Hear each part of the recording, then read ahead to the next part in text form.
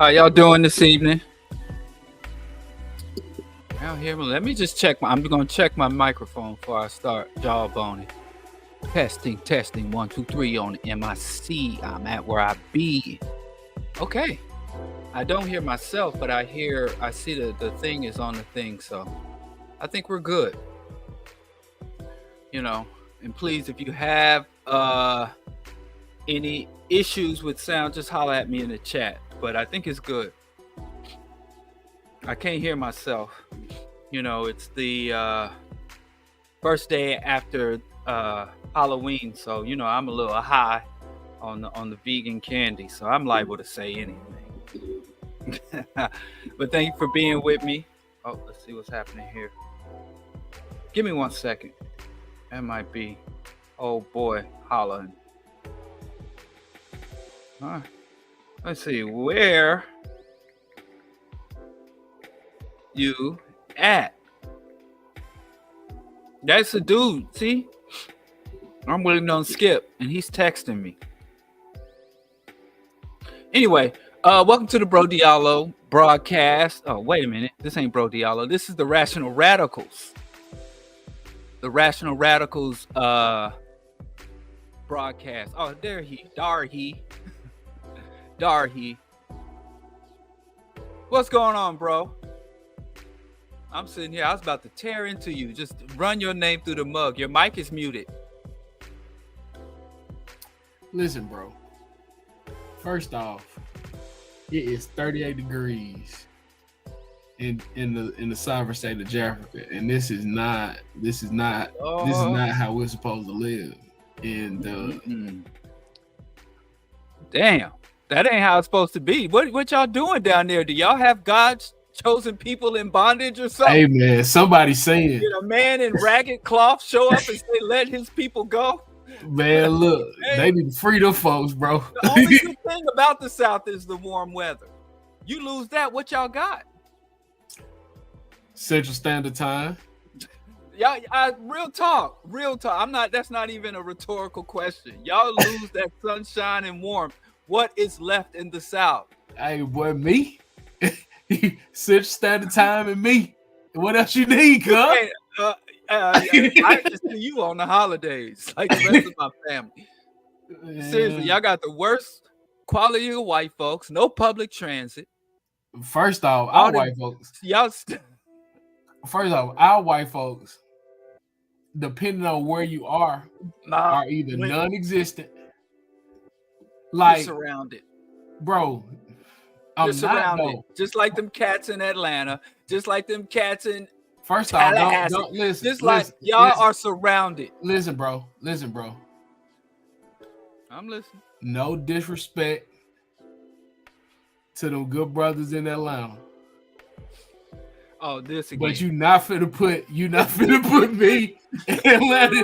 Listen, bro. Them folk different. You know what I'm saying? That's what it is. But hey, what's happening, man? I'm happy to see you, bro. Good to see you too. How was your week?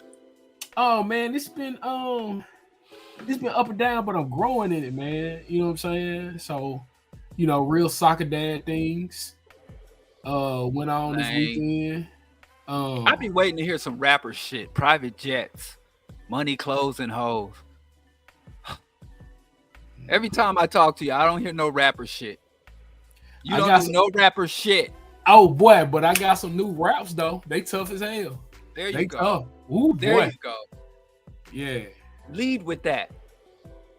You reel them in with that, and then you can talk family and your beautiful family and loved ones. Then you can, but you gotta lead, man. I told you to hire me as PR. I have you in the Met Gala. I have you at the Met Gala with one of them weird ass outfits, a tuxedo top with spandex sequence bottoms on.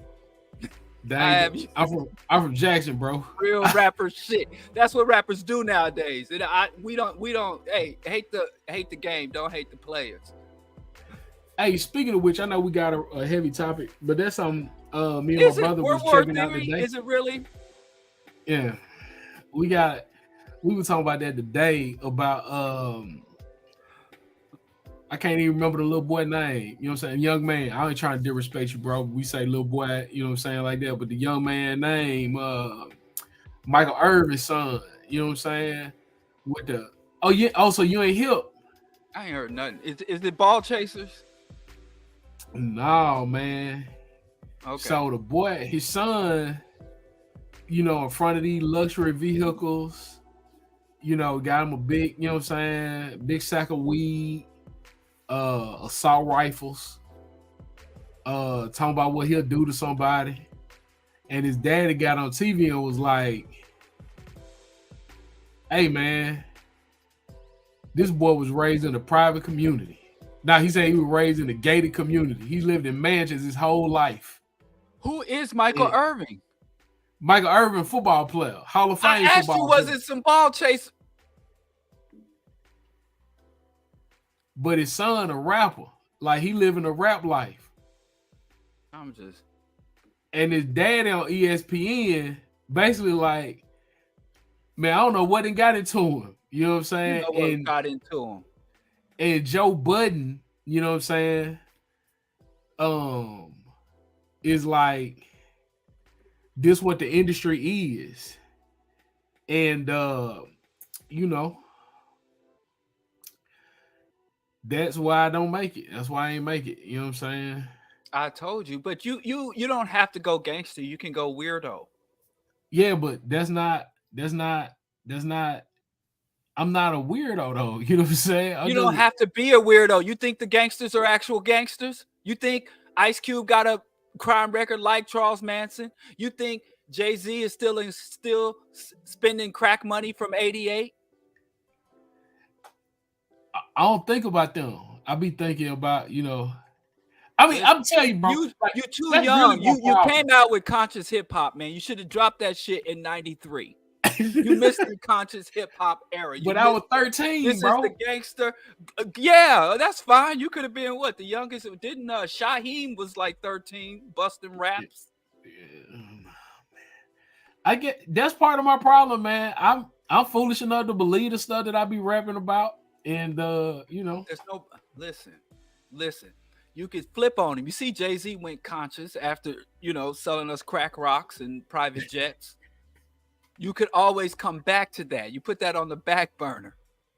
Man, listen, boy, I had you out there. Like I said, I have you headlining the Met Gala. I could maybe even get you a Kardashian. But you don't want to have nice things. I get you Kardashian brother status. But anyway, I don't know who Michael Irvin is. I don't know who Michael Irvin Jr. is. But I do think we put too much on the industry. This ominous thing called the industry. I definitely agree. Like, because it's ultimately like you making a choice. And, I say this about most things. Like, a whole lot of situations are rooted in you want what them folks got.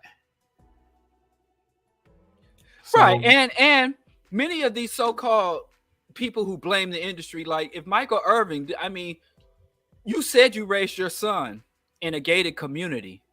Like, what values do you think your son would have picked up behind those gated communities if it wasn't capitalism, materialism, hyper consumerism?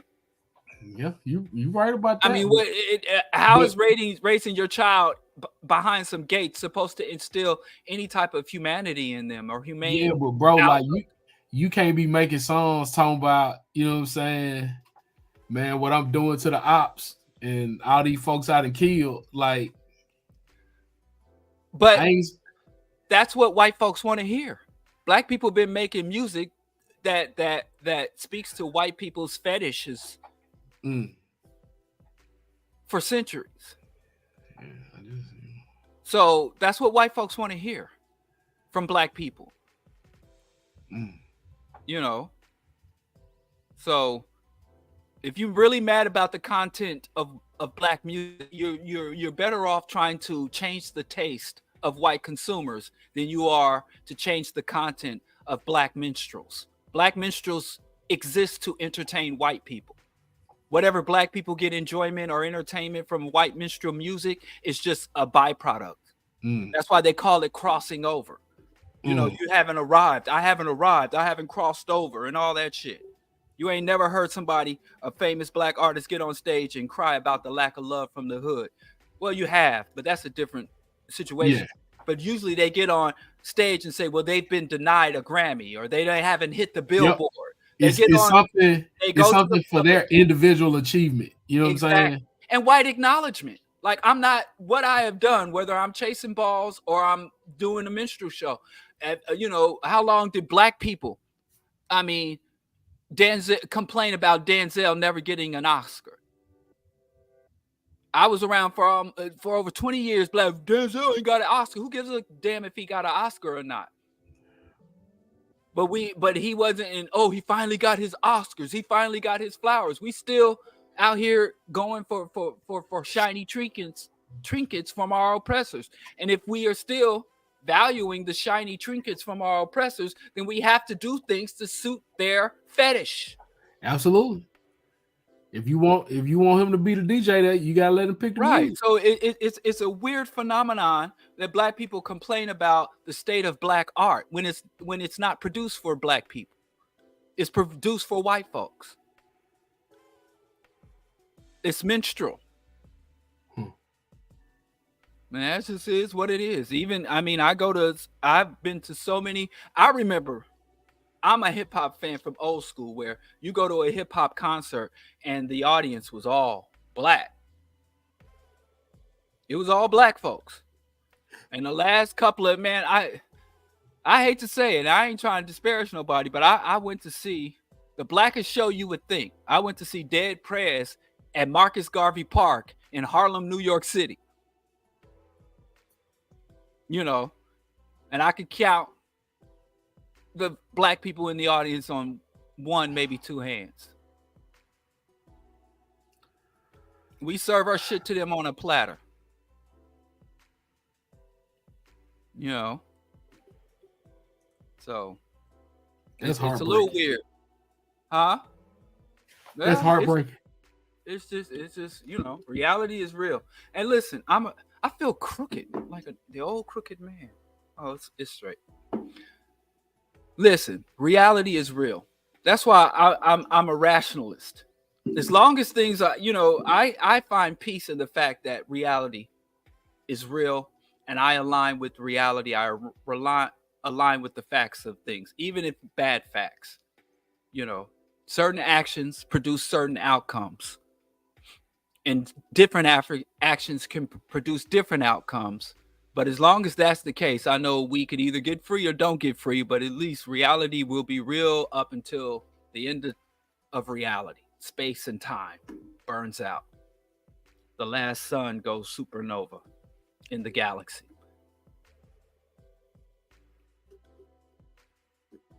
So you ready to talk about something more lighthearted like World War III? You're on mute. This dude keep muting himself. Yeah, man. I got a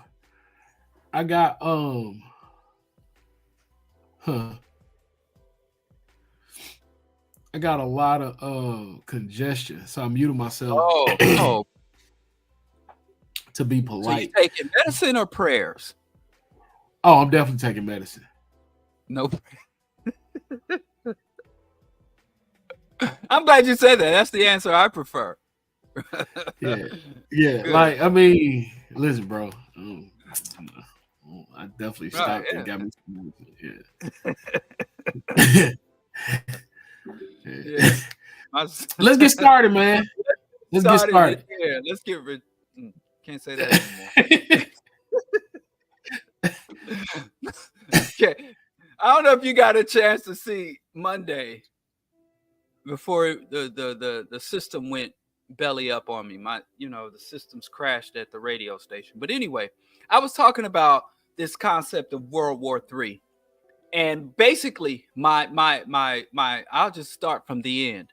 My assertion is that the true World War is not the so-called World War I and World War II. And the fact that we call World War I and World War II the World Wars and ignore the truly global conflicts, the long-term global conflicts that have body counts and atrocities well above and beyond those of so-called World War I and World War II, is the result of the devaluation of non-white people and the rise of white hegemony and white domination.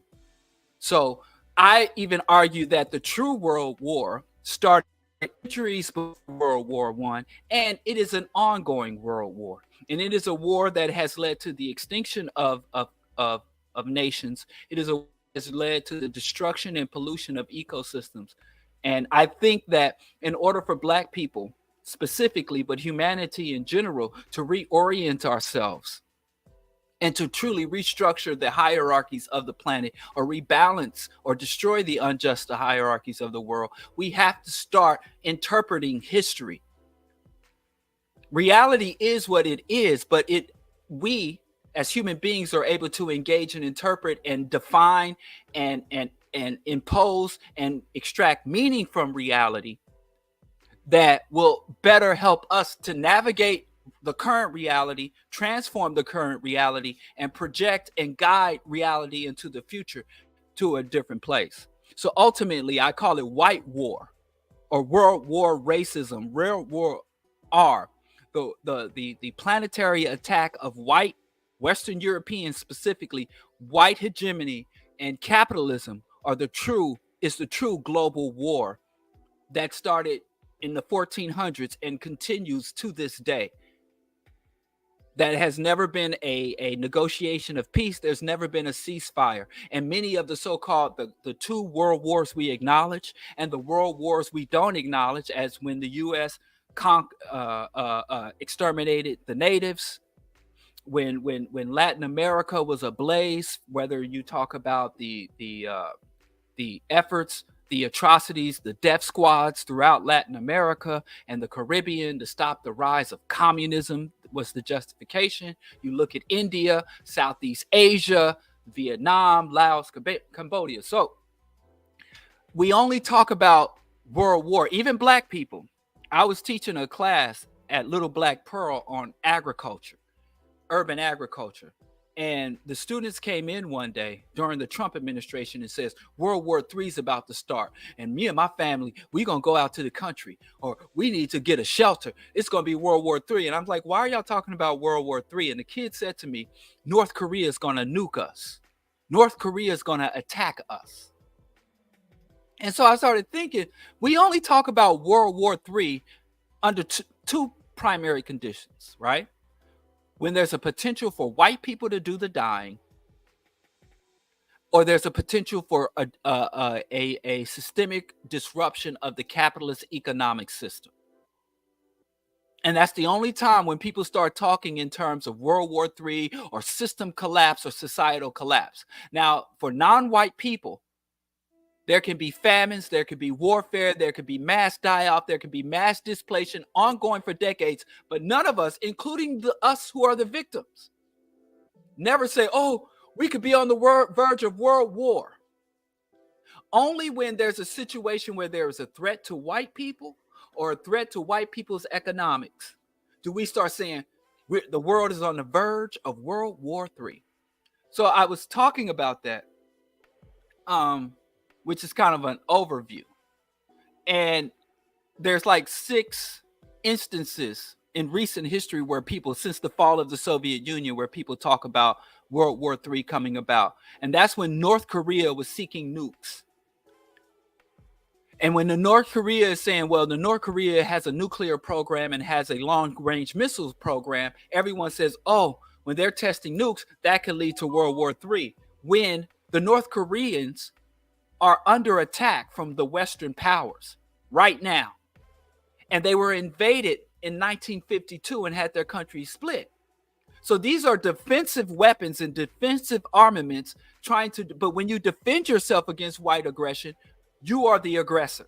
The only way to not be deemed a terrorist or an aggressor is to allow yourself to remain vulnerable to Western aggression. And then Iran, same situation. Iran coup d'etat, overthrow of the Shah in 1953, 1 year after the Korean War, turned their country into a democracy, a socialist state, to a theocratic dictatorship, from a monarchical dictatorship to a theocratic dictatorship. And when they seek to arm themselves against white aggression, again, it's going to be World War III. China seek to exert its influence over the neo-colonial regions that the whites have claimed neo-colonial dominance. Again, China's going to provoke World War III. The Cuban Missile Crisis, just to jump back.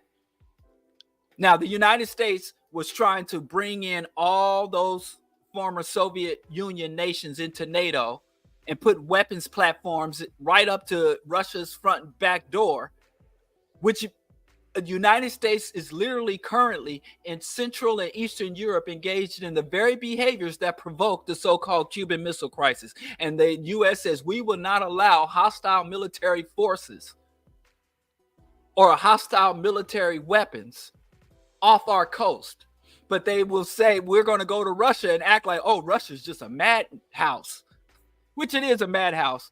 But, you're the one poking the hornet's nest. And then to jump back a little further, the Soviet Union. I grew up during the Cold War, where the Soviets, who had been invaded multiple times, who had been under economic warfare and subversion of the West, was considered the aggressor. And even though the powers that were attacking Russia had colonized 90% of Africa and 70% of the known world at their height.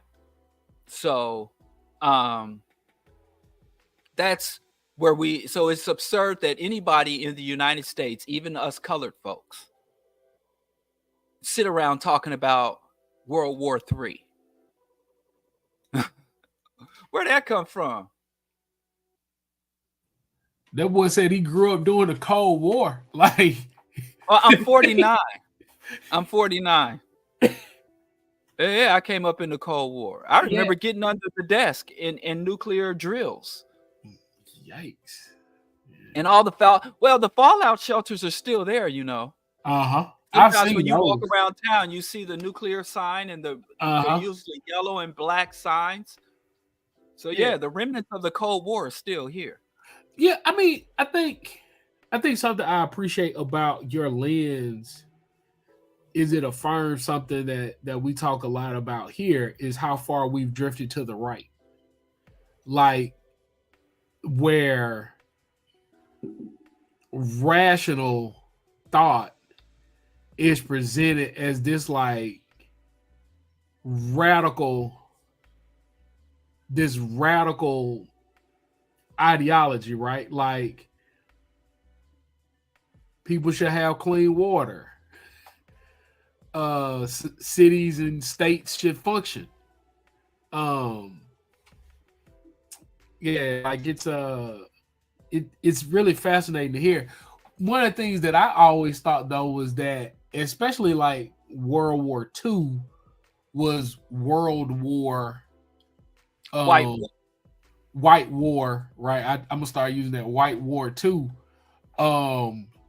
was because of all the fronts. So I looked it up, and that's one of the reasons that I thought, but like your reframing of it, captures it perfectly, right? Like, all of this stuff was happening to these people independently, and it wasn't a thing that we thought about, So yeah, I really appreciate that reframe. But even when you look at the fronts, like the North African front or the African legions or the Indian legions, those legions were recruited from empires. They were coerced. Yeah. Like, they were coerced into that conflict. They didn't say, "Hey, they weren't allies. They were subjects." Yep. In the war, and that's the thing. I think black people got a problem now, where we always talk about allyship, being allied with other races or other nations, when it's really we're subjects. Yep. It's not solidarity, it's servitude. And black people, we seem to have some confusion about solidarity and servitude. So the African legions and the African troops, even the so-called the Harlem Hellfighters, and all the other, the Harlem Hellfighters, and all those black troops came into World War I and World War II as subjects of colonialisms, subjects, it's second-class citizens and second-class regiments. Black men fought violently for other people's interest and returned to Jim Crow lynchings, returned to colonized African continents. Indian soldiers and Indian regiments returned to find their whole family had been starved to death. And it's both sides did that shit. You know, there's a really good book written by this historian named Riggs, who wrote a book called Hitler's Jewish Soldiers. And there were many soldiers who fought for the Third Reich of Jewish descent. And there were soldiers who went out on the front line and fought for the Blitzkrieg, fought for the SS, came home to their villages and saw that their whole family had been murdered. And then they suited back up and went back to the front line to fight for Hitler. So, I mean, black people are not the only people who get brainwashed into fighting on behalf of our oppressors. There were many patriotic Jewish Germans who fought. Let me just pull that up. Everybody looking at me like I'm just making. Not like, I mean, it don't strike me as odd, but it does not strike me as odd. I did say that properly. Like, because if you think about it, I mean, when you indoctrinated into a particular system, whatever that particular system is, you find yourself making sense of it, right? Like, this is for Germany. This is for wherever home is, right? Like, this what we doing. So yeah. And that's why you find these dumbass black patriots. These dumbass black patriots. This is a very well-researched book. And the book came as a result of Brian Mark Riggs. He was a scholar who thought he was a red-blooded Yankee Doodle Dandy American from the South, I believe Texas, but don't quote me on that. And as he started to look into his family lineage, he found out he was of Jewish descent. And he said, how can I be Jewish when my father was a proud fighter or my great-grandfather was a soldier in Hitler's army? So I can't be of Jewish descent. I'm of Aryan descent. And he went back there because black people have really been tricked to think that Jews are a specific race. Because even Hitler, when he wanted to round up the Jews, a lot of times they would go into villages, and the only way they could determine who was Jew, who was Christian, who was German, who was Semitic, they'd have to pull down their pants and see if they were circumcised a lot. You know, because it was all the same goddamn people. These were not the people of the promised land. They were just German Europeans who had from different ethnic groups and different religious groups. But that's a whole nother discussion we're not ready to have. But yeah, this is an interesting book. And just like I was just saying, black people are not the only people who fought on the front lines of our colonizers, our oppressors, and weren't the only people who participated in our own goddamn genocide. Yeah, and you know, they're not unique in that. Yeah, and you know, looking at what the Vietnamese people did for the Algerian Revolution, right? Like, you know, when France sent them Algerians out there, you know, they were caught and politically educated, you know. So yeah, like this is a thing. Yeah, and that's another thing we have to discuss because black people get mad confused. A lot of times when we encounter immigrant communities here in the United States, we think those immigrants represent their people. I meet people like somebody, I knew this one young brother from Gambia, and he was like, well, black people in America are lost. They're not real Africans. Now, this guy, he was a student. We went to the same school, and his name was Diallo too, but he pronounced it Jallo instead of Diallo. And we kind of we looked almost just alike, right? And he was very hostile towards and very, but the ultimate thing that was this young man was part of the African oligarchs. He grew up in a home with servants. They had not drivers, gardeners. They had a personal zoo with exotic animals for everywhere. You know, his father didn't just have a driver. His father had and so you meet it's like, well, they don't like us over there. And a lot of times the people we encounter outside are people who were selling out their own people. We're selling out their own people. And that's a lot of times, a lot of the Vietnamese that came here were people who cooperated with the U.S. forces. A lot of Hmong people, a lot of Koreans that came here were people who collaborated with the U.S. military forces. A lot of Iraqis, recent Iraqi immigrants, even though they're not coming, the U.S. is now stabbing these people in the back and leaving them to be slaughtered. But a lot of migrants, especially mass migrant groups, are able to come here. Somebody mentioned the anti-Castro Cubans. Yep. So we, a lot of times, within the territory of the empire, encounter the traitors and collaborators. And how else would they get here? Because the United States welcomes all, the hungry, the cold, and the United States wants the hungry. Except the Haitians. Well, yeah, the Haitians. But then you have like the Honduran and Venezuelan. This morning. Well, sometimes people come here, large migrant groups come here because their communities or their tribe or their particular sect collaborated with the U.S. Yep. Other times they come here escaping U.S. aggression, like Hondurans. When there was a coup, a U.S.-sponsored coup and massive killings. So a lot of Hondurans came here. A lot of Panamanians got here as a result of the U.S. going in to recapture the canal. A lot of Venezuelans are here right now because of the U.S. is trying to subvert the Bolivarian revolution. They have criminal sanctions against Venezuela.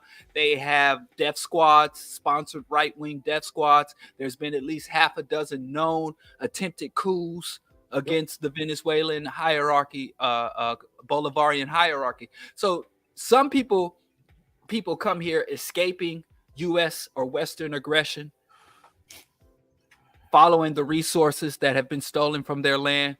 But there are certain communities that come here as collaborators. And we just have to understand that these people don't represent their people back home. Just like there's a lot of so-called African Americans on the African continent misrepresenting the values and the outlook of Africans here. And there's a lot of Africans, whether they go overseas. There's this one brother that went overseas. He claims he's a herbalist and a medicine man, and he went into Afghanistan with the war machine, claiming to represent Black America. So, I went to Nigeria last summer, 2 summers ago, somewhere in there like that. And the group of students that I was with had a guy there that was from Nigeria. This guy was just, America's so great. America's way better than Nigeria. Look how well I'm doing in America, doing DoorDash. Yeah, I did go to Lagos. I also went to Abuja, but this is where it gets really important. So as we were riding around in Nigeria, we were seeing where the wealthy lived, right? And I said, these people live better than people in Jackson. And then you saw the absolute squalor that other folks lived in. And this guy that was there was like I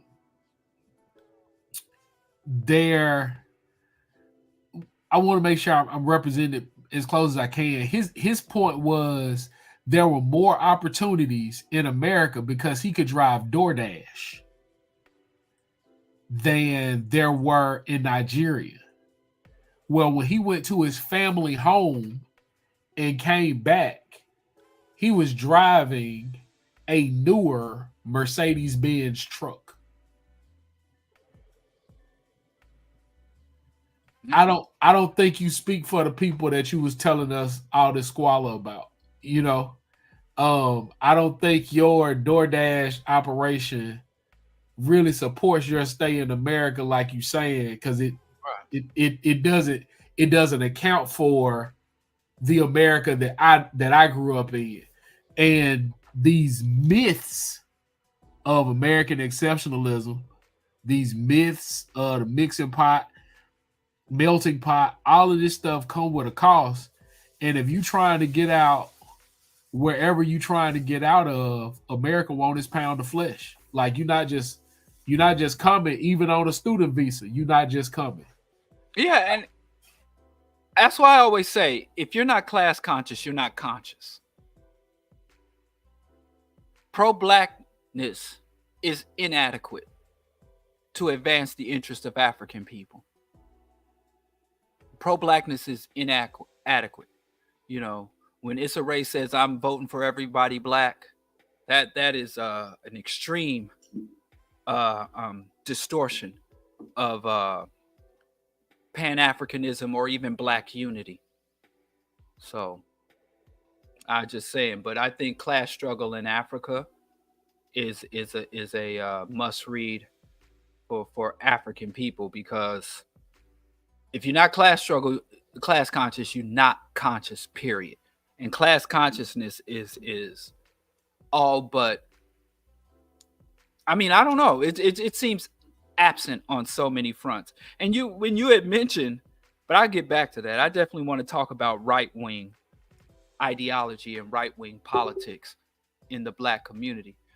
I wanted to run down ongoing wars of aggression in the right war since 1942, right?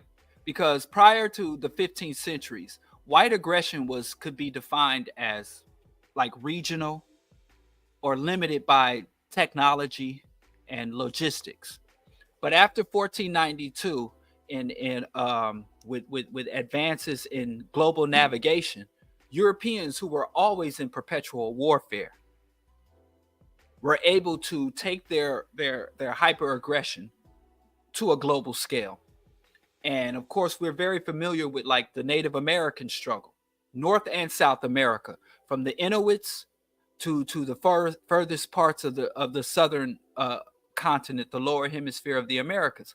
The European war, mainly British, Spanish, Dutch, Portuguese, Spanish war against the native populations of the New World or North and South America, is ongoing. There are natives born and dying today as a direct result of European invasion occupation policies.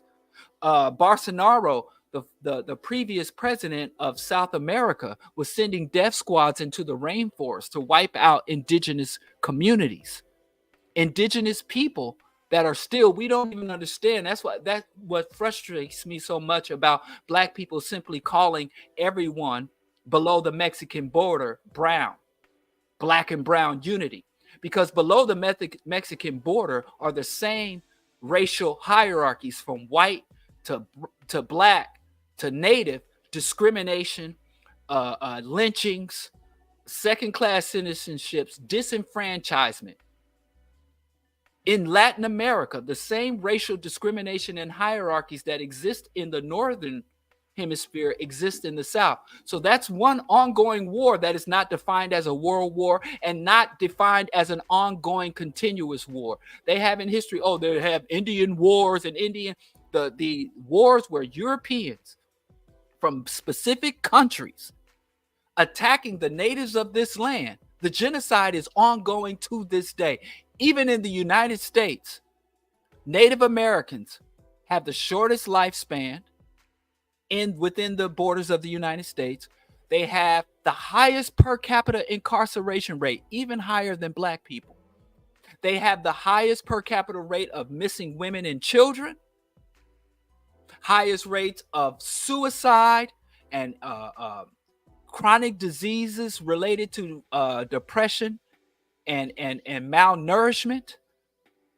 And that is just background noise. That's like the air. It's just out there. It surrounds us all. The Caribbean islands, again, the islands of the Caribbean, that, many of us have relatives that when they work really hard and get vacation times, they go there for their weddings. They go there to kick it. They go there to find submissive women, these passport bros. The Caribbean islands are under genocidal occupation, discrimination. The African migrants, the forced African descendants of slaves in the Caribbean are still under economic, social, cultural repression and oppression. The Pacific Islands, which we don't hear much about. Everybody's getting those Pacific Island tattoos. Everybody loves the dances. Everybody's a big fan of The Rock. But not only are the Pacific Islands under the same discriminatory occupation and repression and genocide, the Pacific Islands have some of the biggest nuclear and radioactive contamination because the U.S. did many nuclear testing underwater and atmospheric and sea level nuclear testing. Aboriginals, Australians, the black people of Australia, New Zealand are under genocidal occupation to this day still. High rates of suicide, high rates of alcoholism, high rates of internal crime and internal predation, high rates of incarceration, shorter lifespans than their white counterparts. Of course, Africa. I shouldn't have to go into the details about the ongoing war against the Africa and how y'all try to play off as though the Arabs aren't also there occupying, colonizing, genociding, enslaving Africans. You know, y'all got a little taste of that in Libya, but we tend to try to play that off because we act like Islam is a counterbalance or some type of opposition to Christianity when they're both are enslaving, colonizing, slaving religions. So there is literally white warfare, Western warfare, Christian Islamic warfare all over the world, everywhere, all the time. And that's not even talking about the ecosystem, because it's also understood that in war, people can not necessarily target the people. If you target a people's water systems, if you target people's soil, if you occupy or contaminate people's airspace, you are also engaged in war. So anytime, all the pollutants that Western industries are putting into and Western militaries are putting into the atmosphere, into the land, into the water, is still part of this world war. And we got the nerve as people who have been under a world war attack since the 1400s as descendants and products of that warfare. We only start to think about world war when white folks are threatened, when America is threatened, when Europe is threatened, when Israel is threatened. Oh, it could be a world war. But nobody talks of the ongoing world war. That's why I say world war been in effect. Many of us need a late pass.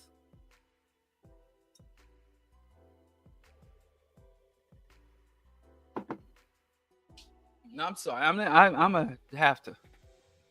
No, like soapbox, because I mean, like the reframe of it is needed. You know, like I definitely am not a big World War III, but I definitely hear it all the time, and I just kind of laugh it off. But yeah, no, like that's real. And if we were to use even white people's framings of what a world war, multi-state, multi-continental conflict, if we were to use their definitions, there's been at least 7 world wars. And the other 5 world wars don't get named that because white people didn't do the dying. It was the Africans. It was people of the subcontinent of Asia, Indians, Asians, people of the so-called New World, Aboriginals. And the only reason the other 5 world wars that fit the white people's definition of a global conflict, multi-continent, multinational conflict, the only reason is because white folks didn't do enough of the dying to count. So there's been 7s, but I would say there's only been 1 world war that all these other conflicts are a direct byproduct of. And that's the Western Europe's war against humanity. And that feeds into the mankind myth, where Europeans and their philosophers, their scholars have gone about talking about mankind, all humans. And man is aggressive. Mankind is inherently prejudiced and fearful and they got these concepts of mankind, and they're basically trying to assert that Africans, Asians, Native Americans, the Arawaks, the Kalinagos, the people that they exterminated, The people whom they've wiped off the face of the earth, the Aztecs, the Incas, we would have our ancestors would have engaged in the exact same behavior of conquest and ecocide, of genocide and colonization, imperialism. Our ancestors would have done the same thing if we were as brilliant and as capable as theirs. So we have the same basic hyper-aggression and mentality.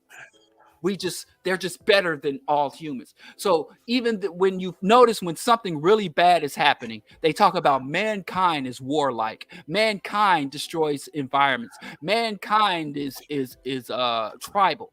But whenever they talk about the achievements of people, they're very specific. European culture, European classical music, European accomplishments. When they talk about the colliders that they're building, when they talk about interstellar exploration, they don't say that mankind shit. They didn't go on the moon and put a mankind flag on the moon. They put a U.S. flag on the moon.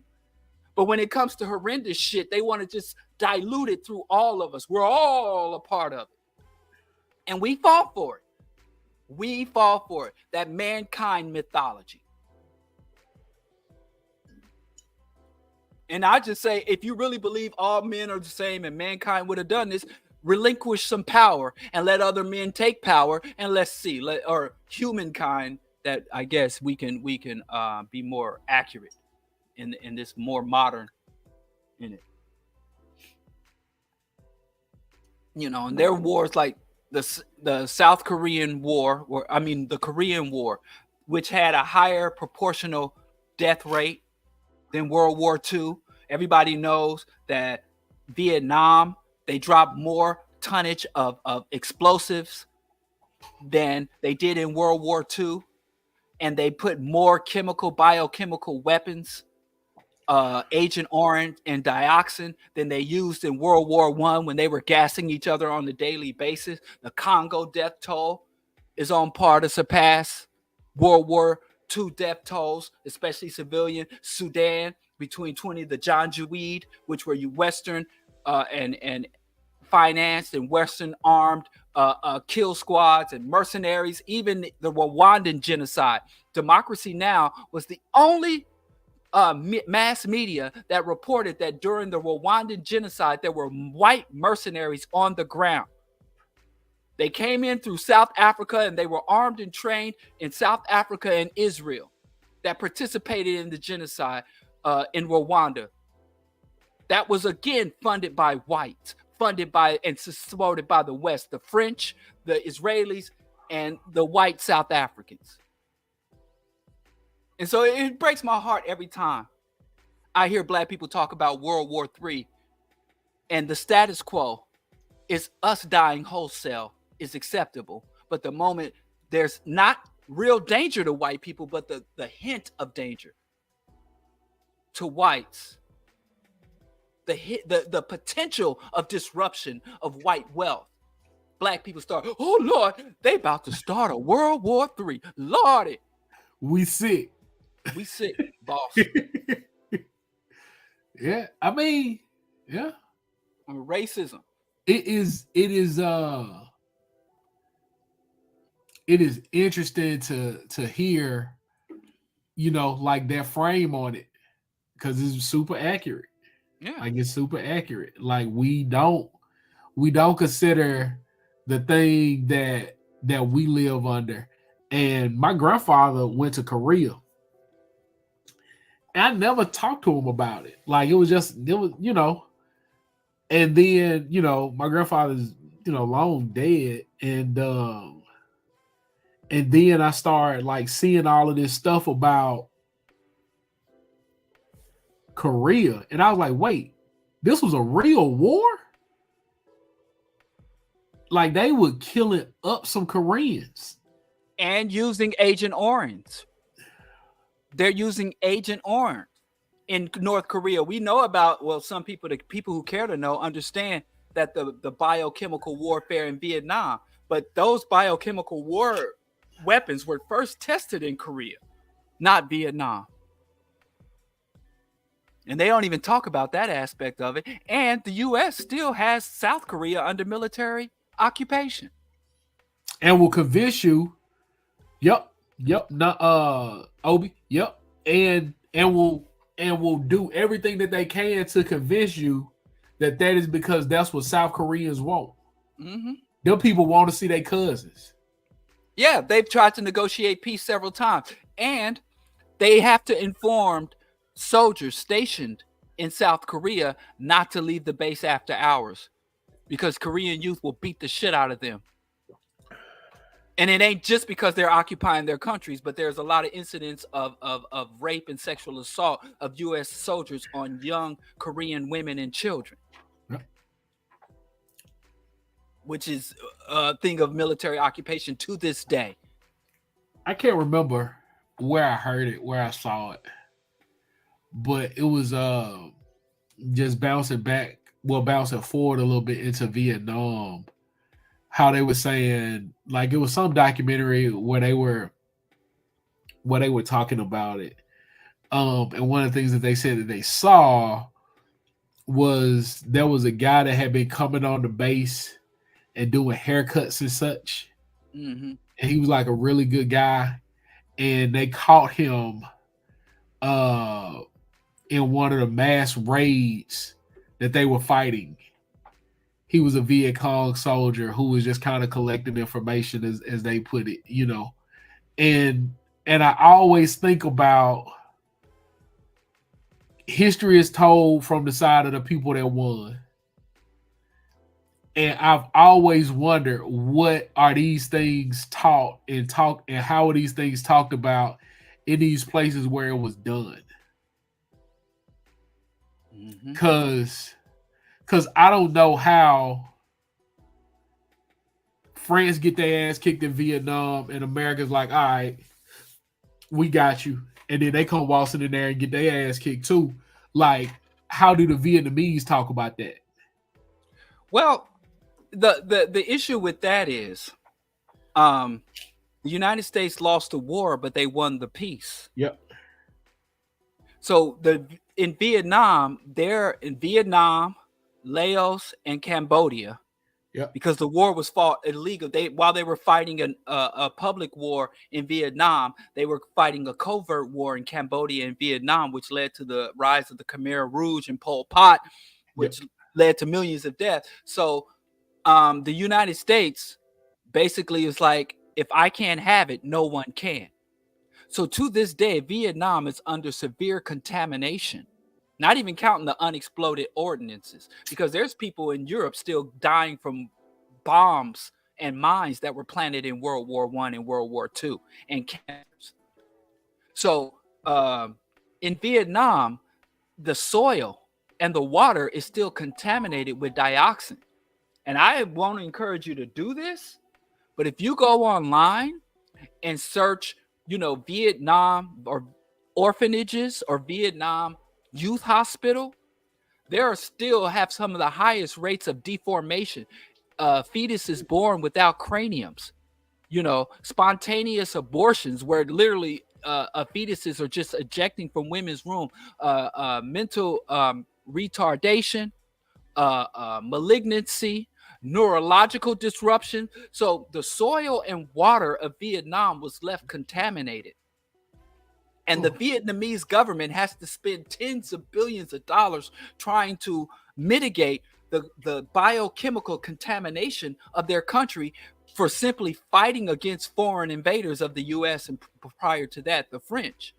And so, there's a lot. But even with that, under socialism, Vietnam was able to increase its education and to bring many of its citizens. So Vietnamese, the socialists won, and the socialists had to impose some grave, basically what they call siege socialism. They were still under attack. Even when the military pulls out, the CIA still is there. The Mossad agents are still there.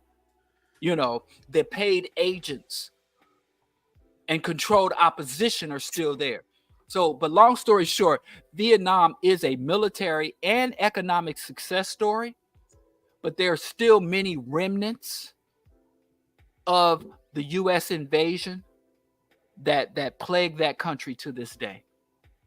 That the United States Not only should the United States have to pay reparations, but the United States, many of the people who are still alive to this day, Kissinger and on down the line, should be brought before international tribunals or just sent to Vietnam to stand trial for war crimes.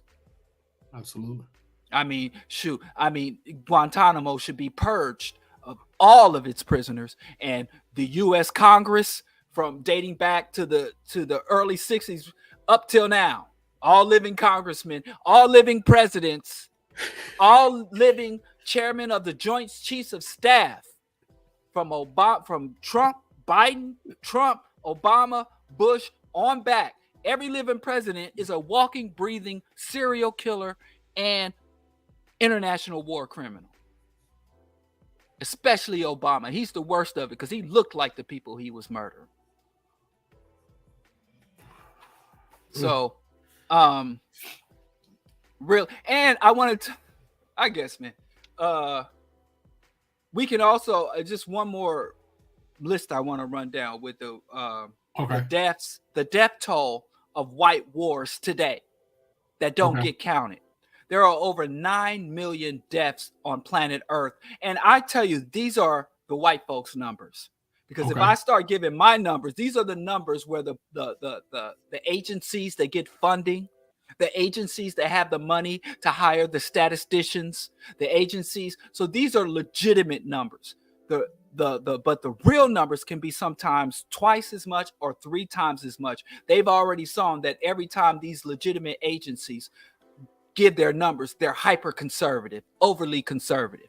And that's not just about what I want to go down, but it's also related to everything from climate change. They told us we had about 300 to 500 years before the impact of climate change would hit us.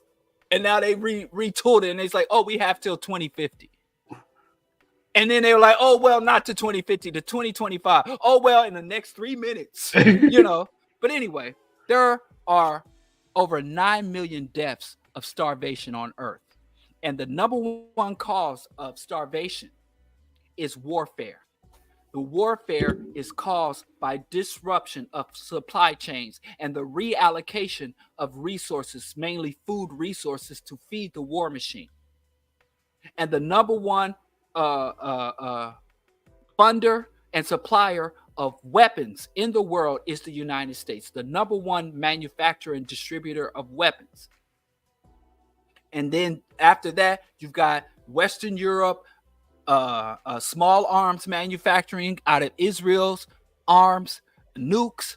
The West allowed nuclear, and now we have a nuclear armed Pakistan, and Pakistan is a theocracy, an Islamic theocracy that believes in end time prophecy. And now we have India, which is now a Hindu extremist nation with nukes. We got the United States, which is a dispensation where the evangelical Christians are one heart attack away from taking power. All these fanatics, religious fanatics with nukes. So war, climate change, the number one driver of climate change is the military. The number one global polluter are the military. And so when you say wars cause the most famine, and then climate change, which is driven by industry, which is driven by military research, and then infrastructure, but starvation, over 9 million people lost. Yearly, over 2 million children die. This is on top, in addition to the starvation. Over 2 million children die from contaminated water. When human beings, dating back to the Dark Ages, dating back over 2,000 years ago, the humans understood the correlation between contaminated water and disease and death. And for over 1,500 years, have known and understood techniques for water purification. There is no reason for any human being on earth today to be dying from contaminated water. Yet, not only are people dying of contaminated water, tens of thousands of children a day are dying from contaminated water. Even though we understand contamination microbes and there are technologies for purification everywhere. Those deaths are not because of contaminated water. Those deaths are because of the deprioritization of the lives of those children. So over 2 million water deaths. Pollution, on top of that, there are over 7 million deaths from pollution. Most of these preventable deaths surpass people lost in gas chambers crack out in World War II. We're having World War II level of civilian deaths every goddamn year, and nobody's talking about a world war. These deaths are happening during peacetime.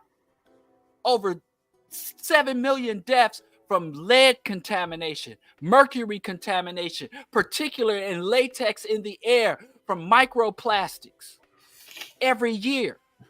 Tens of millions of deaths every year from just white folks going about their business, making their money, and controlling the world. And nobody says there's a world war. This is peacetime. And then there are this is an estimate, and this is the most accurate estimate, between 200 and 2,000 animal extinctions every year. Plant and animal extinctions. Again, from industry, contamination, pollution, hyper-exploitation, hunting for sport. They say by 2050, 10% of all animals and plants on the earth will be extinct. And by 2100, over a quarter of all living things on earth will be extinct, gone. This outpaces the death it takes a goddamn meteorite the size of a country to hit the planet to get these levels of death. And none of this shit is considered world war. None of the things I'm talking about qualify as world war proportions. This is just background everyday life. But then as soon as a white man gets annoyed, soon as a white leader gets annoyed, soon as white folks' economy, soon as some white people who, like I saw today, decide to go have a Woodstock, have a concert next to a concentration camp, and the people who are in the concentration camp lashes out, oh, that's going to be a world war. Whereas our deaths, the deaths of our ecosystem, that's background noise. That's not world war. That's not even worthy. Like Colin Powell said, we don't count the dead. Let God sort them out. The world war is Western Europe, capitalism, and white hegemony against humanity, against animals, against ecosystems. Their world war that's been started in 1914, really it started in the Greco-Roman era, but like I said, it was regionalized. It was locked into one or two continents. But in 1492, the First World War started, and it's gone on between 1492 to 2023, and there's no end in sight. That's the true world war, and none of us even identify it, let alone try to counter it or end it.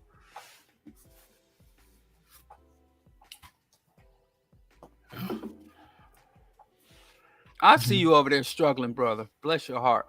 Jamaican air horns. Thoughts and prayers.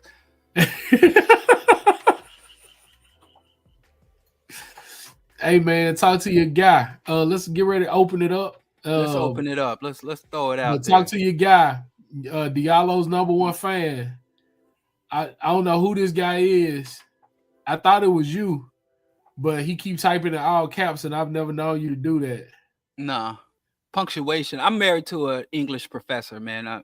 She's not an English professor, but she thinks she is. I'm married to a wannabe. She's a psychology professor. But I'm married to a psychology professor who thinks she's qualified to be. So I have to use punctuation and capitalization and tense, proper tense. I can't even talk black to my sons. You don't know how I struggle over here, man. You don't care. Anyway, what's the question he asked me about El Salvador? Yeah. That son of a bitch. What do you think about the El Salvadorian president? He is becoming popular and loved among the people for locking gangs, and blacks are saying we need it in America. Yeah, it's fucking scumbag. Here's the thing about the Salvadorian. They call him the gentleman dictator Huh. because he's a real slick looking guy, and he looks like a social media influencer. And he's a white man. Now, he's white in El Salvador. If he came here, he'd be brown and he'd be able to come to the cookout. That's the game they play with us.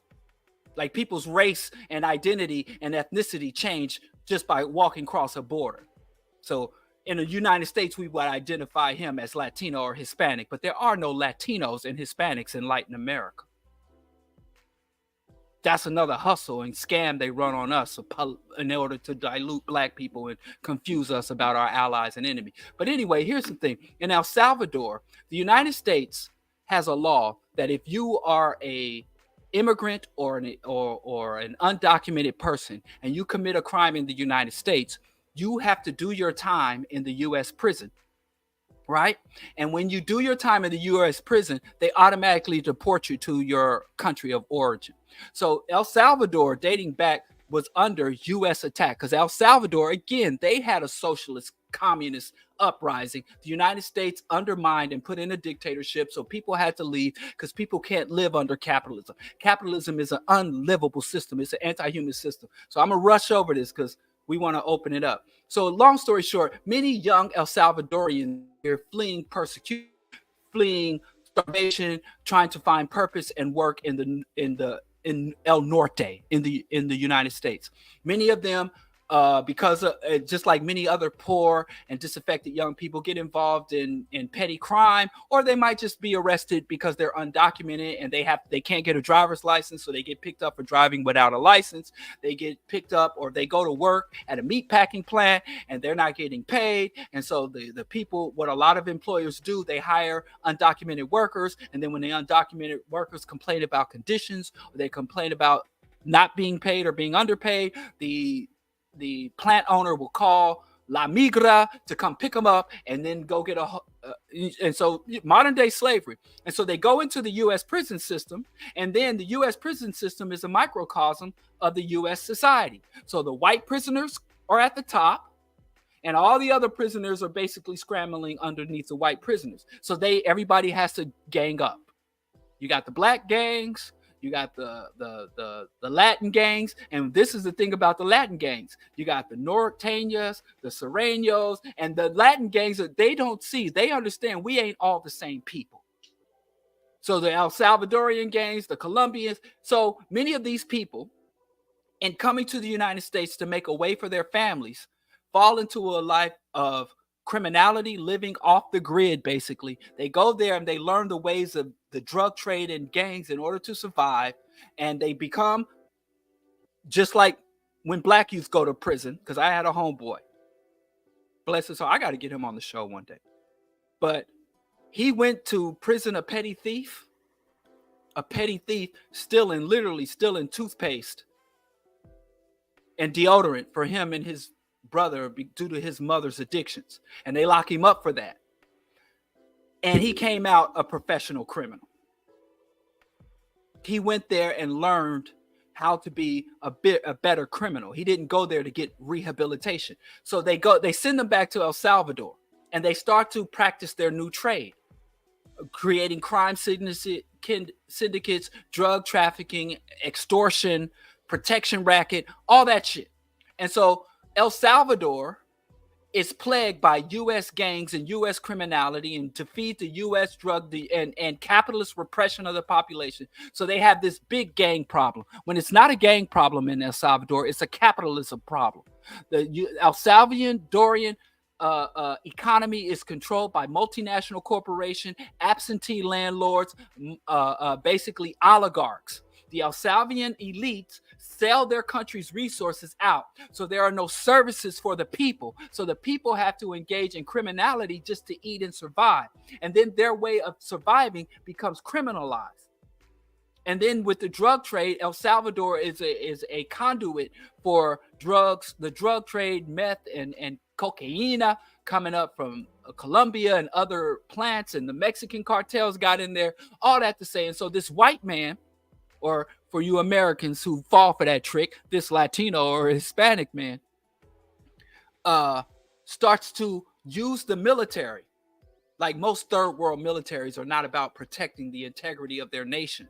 They're about repressing their own people. They're U.S. funded, they're U.S. trained military to repress the people.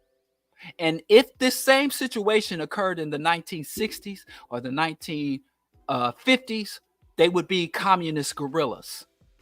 They would be socialist or communist uprising. But because the Soviet Union collapsed and the communist global worldwide communist uprising was quelled, now when youth who normally would have been Black Panthers become Bloods and Crips, bastards of the parties, El Salvadorians who would be left-wing rebels or would have been communist insurgents are now gangbangers.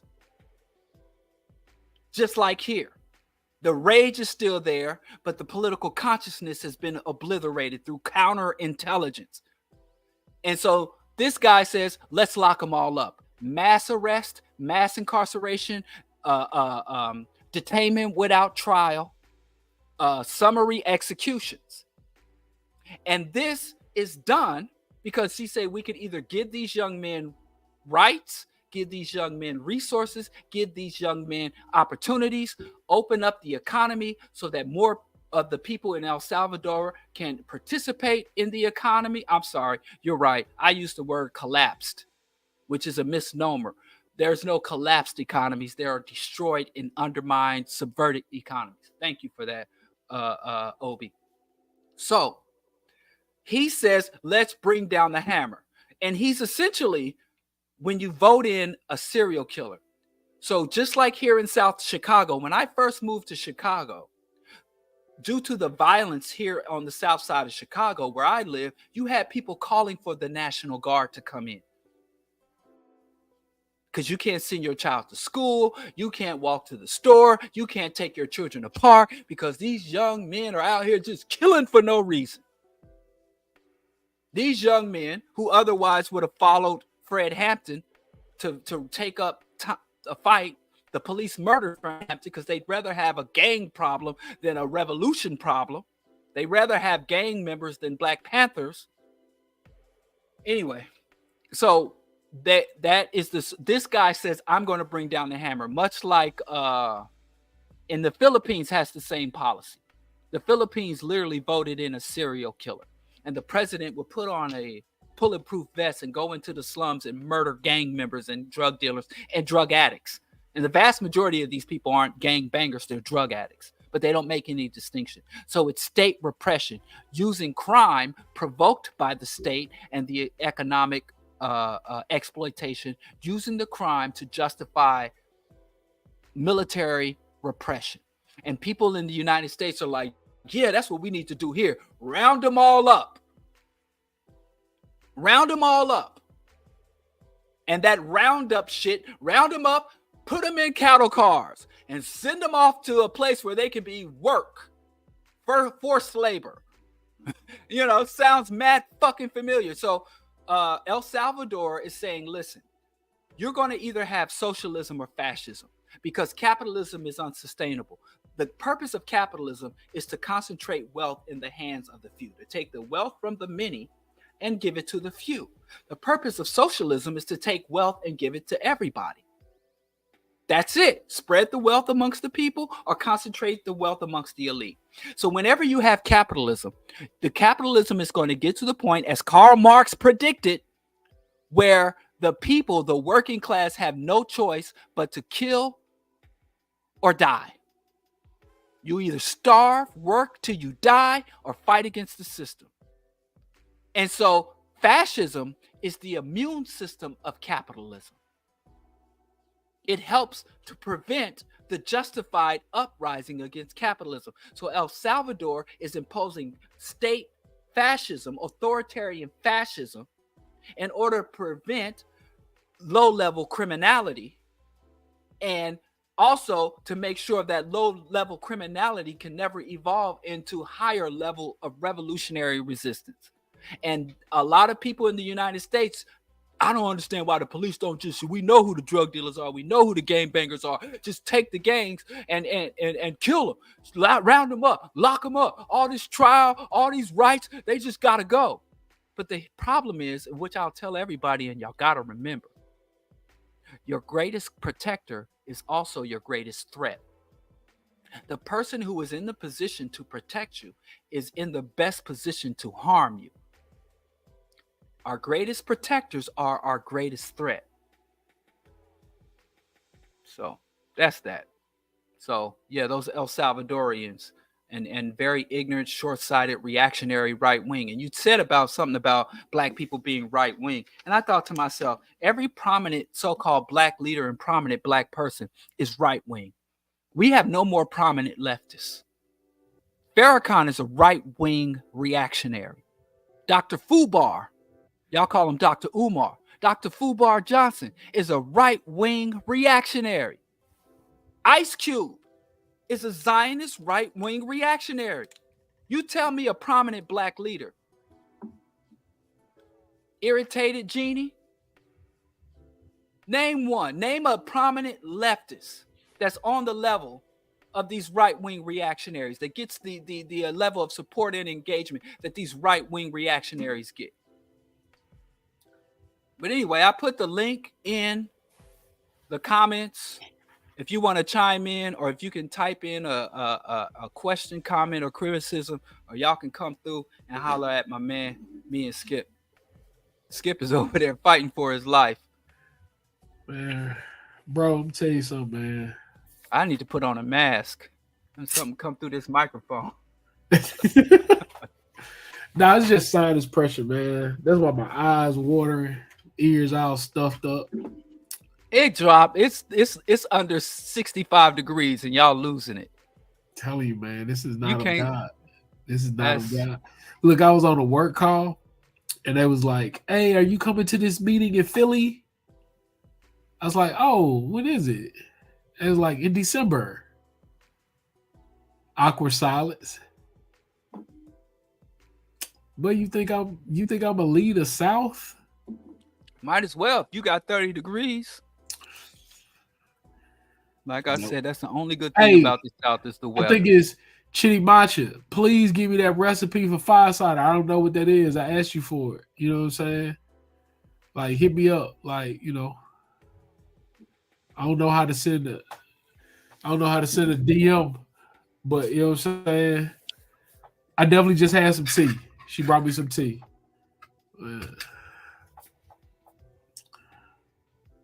Sounds like dairy. I don't even know what that means. Well, fire cider? That definitely don't sound like dairy.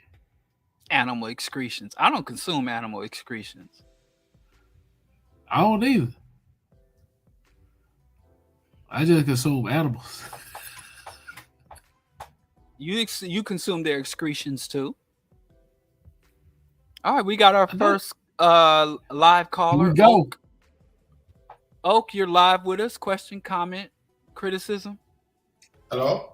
Yes, you're live. We hear you. What's happening, bro?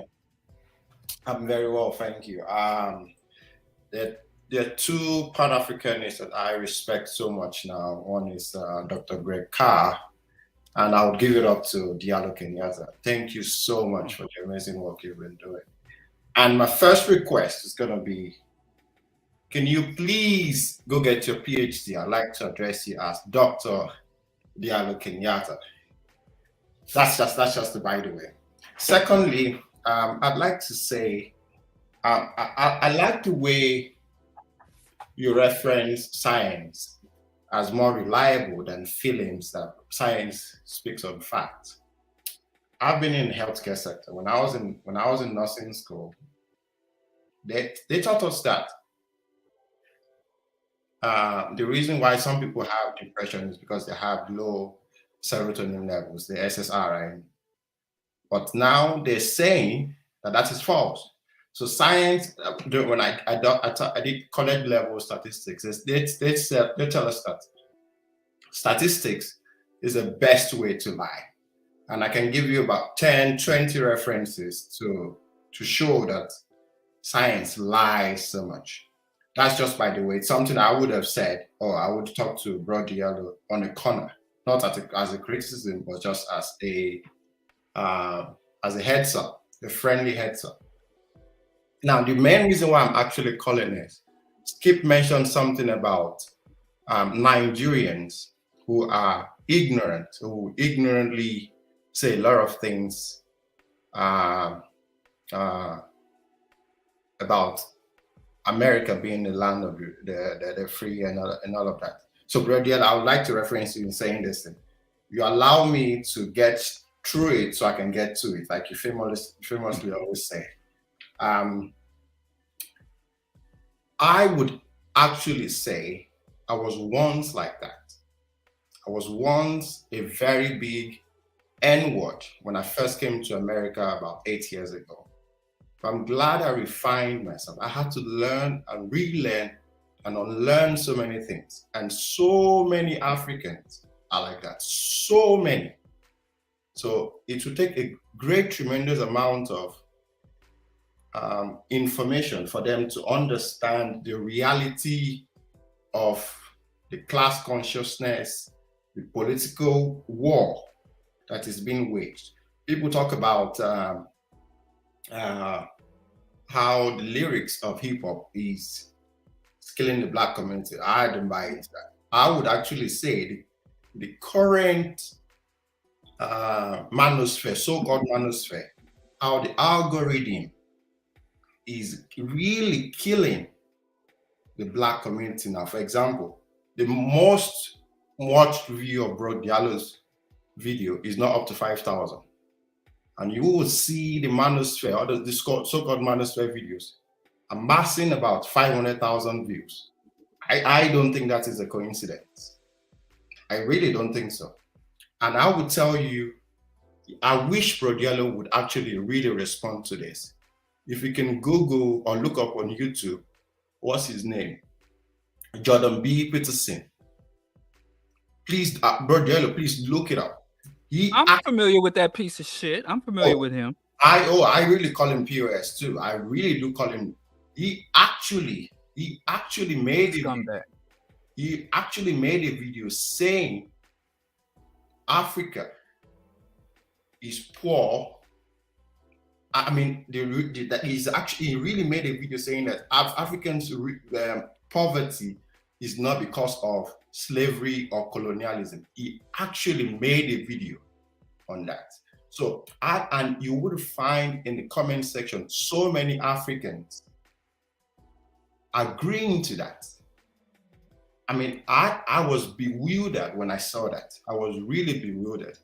So I say all of this to say, thank you very much for all that you do. Some of us watch it, and it actually enlightens me to actually be able to see worldview from a black man's perspective. So I come ritually to watch a video. There's some of the videos I've seen multiple times and I've shared, and I like, so please, please go get your PhD on a friendly note. I would actually be happy to set up a GoFundMe to do that. And we want to sponsor it, all expense paid.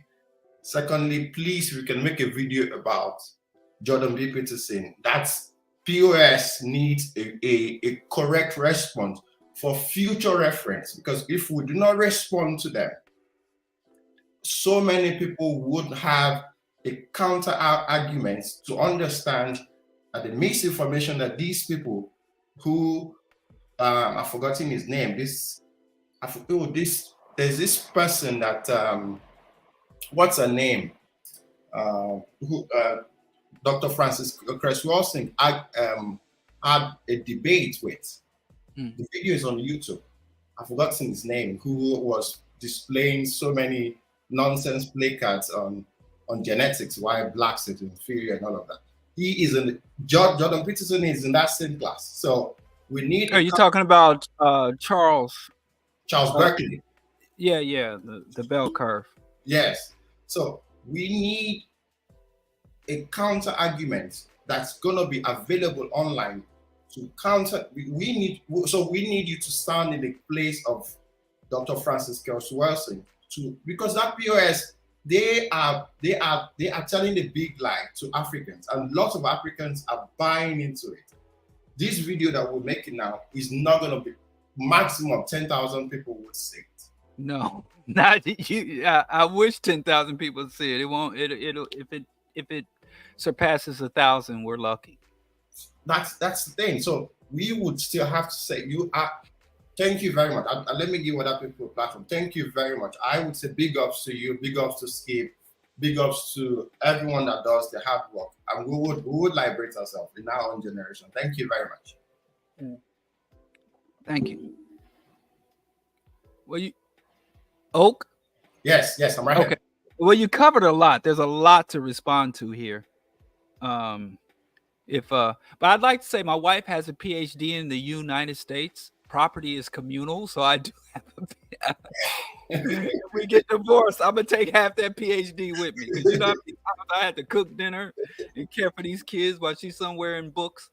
So half that PhD, I got half of hers with the communal property, and I will take it. I will cut that PhD in half if she ever leaves. Take it. But I do appreciate that, man. But I was about to say, ain't nobody got money for that, man. That's a lot. We will pay for it. We will pay for it. But yeah, I would happily set up the GoFundMe. I would, because we barely started paying off my wife's doctorate, but I do appreciate that. I'd like to speak about science and lying with science, but if you want to maybe respond first. I just keep it very brief. I think I mentioned this before, that like Jordan Peterson showed up in my sons, like they watch YouTube shorts, and it's like Jordan Peterson, one of the other guys, like Andrew Tate, showed up in the in their YouTube feed, right? And I immediately stopped it. I was like, you know who this guy is? And they're like, no. I was like, hey, you seen him before? They was like, yeah. And I just began going in, and I'm happy to hear Diallo say scumbag, because I've been using scumbag a lot lately. Like, it's just like real accurate, right? We're not ever going to have the reach because we don't affirm the system. So we can't play that game. Like, you won't get the views, and us talking about it will only get him more views, right? So I think we have to do something, but I don't know if that's the way the algorithm works. But yeah, I mean, I think we're all in agreement that guy is a real scumbag. Yeah, and an idiot too. He's just so inaccurate. He's only smart to dumb people. I think most of his colleagues have pretty much dismissed his analysis and conclusions, and he's just wrong about everything, about communism, but he's a race realist. He's part of the so-called intellectual dark web that Joe Rogan and who else, that one guy who's exposed as a predator, the British comedian who used to be a liberal and went full right winger. Morgan? No, yeah, him, but no, it's another one, the younger one. He was at the Get Him to the Greek, that movie with Puff Daddy. P.S. Morgan? Oh, P.S. Morgan is not. No, I can't even remember it. I mean, anyhow, another scumbag. We'll take your word. Russell Brand. Thank you. Comments come through. But I have to say about science, I'm a proponent of science. Science is not a source of truth. Science is a methodology. Correct. And you either employ it or don't. Science is a means of addressing an idea or a question or discerning the facts or the reality of a phenomenon. So I don't really see where science can lie. Scientists lie. Scientists can lie. And many of them do, because they pretty much produce data that is curated for its funder.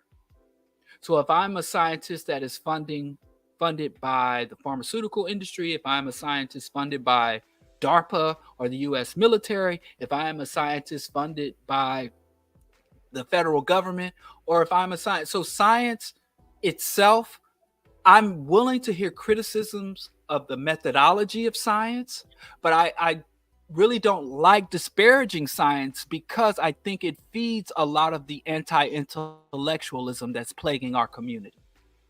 So I am a receptive to criticisms of science, but I think it has to be just more specific and targeted criticisms.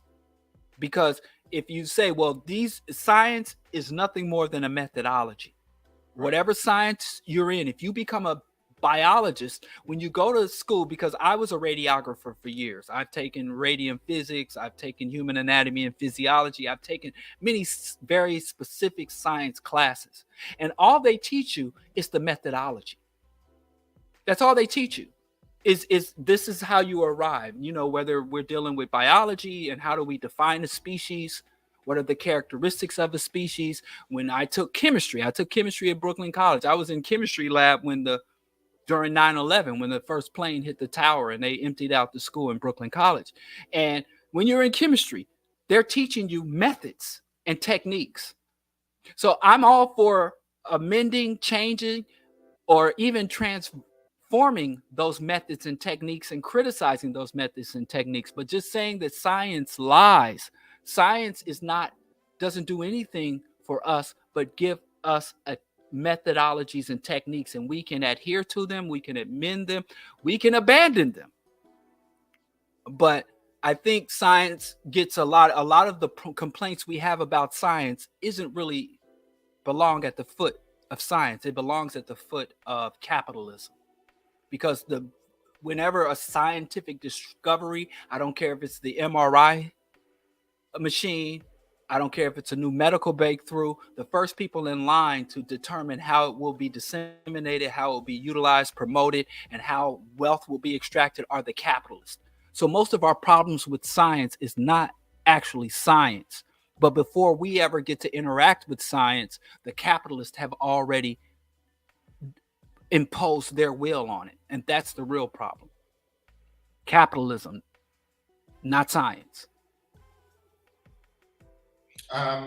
To a very large extent, I agree on that. What I said actually was in statistics, which is a very useful tool used by science, they would say statistics is the best way to lie. Yes. Couple of books I would refer to: The Myth of Chemical Cure, a critique of psychiatric drug treatment. Another one is Psychiatry Under the Influence, Institutional Corruption, Social Injury, and Prescription for Reform. Another one is Anatomy of Epidemic, just to name a few. Now, what I'm saying is, I like, there's another book called, well, actually I have it here. It's called Medical Appetite. I mean, it's